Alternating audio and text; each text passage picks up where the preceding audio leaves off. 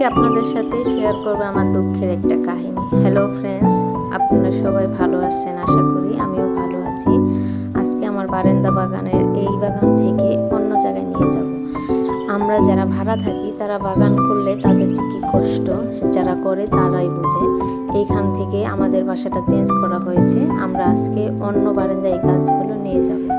আর এই গাছগুলো ঢোকাতে যতটা কষ্ট হয়েছে, বের করতে তার চাইতে বেশি কষ্ট হবে, কারণ ঢুকিয়েছি শুধু টব, এখন গাছ সহ বের করতে হবে। এই দেখুন, আমি গাছগুলো সব বের করে নিয়েছি। এখন একে একে করে অন্য বাসায় গাছগুলো শিফট করব। আশা করি সব গাছগুলোই ভালো থাকবে, কিন্তু গাছ নিয়ে যাওয়া আনা এটা কিন্তু অনেক একটা রিস্ক, যেহেতু গাছগুলো অনেক নরম, ভেঙে যেতে পারে। আমি সেজন্য অনেক কষ্টে আছি। আর গাছে যেই সুন্দর ফুল আছে, অন্য বারান্দায় গেলে এরকম নাও থাকতে পারে। আমার কিন্তু অনেক ফুল আর ফল গাছও ছিল। অনেকগুলো গাছ এখানে রেখে যেতে হবে। যেই বারান্দা নিয়েছি সেখানে সব গাছ রাখা যাবে না, সেজন্য কিছু গাছ এখানে রেখে দেব।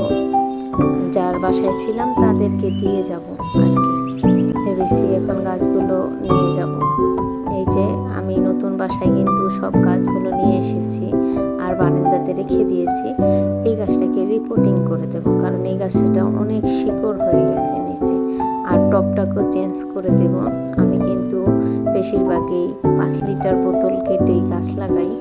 এই যে টবটাকে রিপোর্ট করে দিলাম আর গাছে হার্ড পুটিং করে দেব, যাতে গাছটা আবার নতুন কুশি নিয়ে ভালোভাবে ফুল হতে পারে। এই গাছটা কিন্তু প্রচুর পরিমাণ ফুল দিয়েছে। এখন দেখুন কিরকম হয়ে গেছে। আমি গাছটাকে হার্ড পুটিং করে দেব।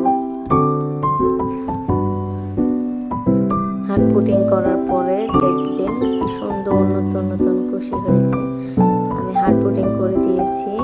আর যেইখান থেকে গাছগুলো কেটেছি সেখানে একটু হলুদ লাগিয়ে দিয়েছি ফাঙ্গিসাইড হিসেবে, যাতে ওখানে কোনো ফাঙ্গাস না হয়। দেখুন 1 সপ্তাহ পরে এই যে আমার গাছে কিন্তু নতুন কত কুশি গজিয়েছে, দেখেছেন। অনেকে বলে একসাথে হার্ড পুটিং আর টপ রিপোর্টিং করলে নাকি গাছ মারা যায়। এই দেখুন আমার নতুন বারান্দায় গাছগুলো রেখেছি। আমি ভিডিওতে যখন বলেছি যে কষ্টের কথা হলো এটাই যে গাছগুলো আমার অনেক নষ্ট হয়ে গেছে, ফুল ঝরে গেছে। নিচে এনে 2 দিন রেখেছিলাম, সেখানেও গাছগুলো কীরকম রোদ ছাড়া পাতা ঝরা হয়ে গেছে। দেখুন এই যে মরিচ গাছটার কী অবস্থা, একদমই অন্যরকম হয়ে গেছে।